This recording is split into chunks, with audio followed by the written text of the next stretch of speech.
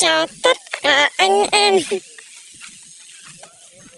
Hôm nay tôi cắt lỗ tại làng Tung Mơ, xã Adren, huyện Chợ Pớ, tỉnh Gia Lai.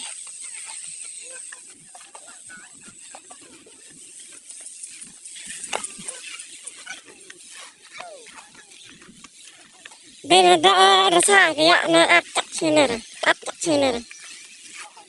Kira popong kira yun. Ta lue le yang we mon. Mày ô, in mày ô. Am ai ne. Hiệp dừng đưa ta dọa bể bộ này. Pi ne la den.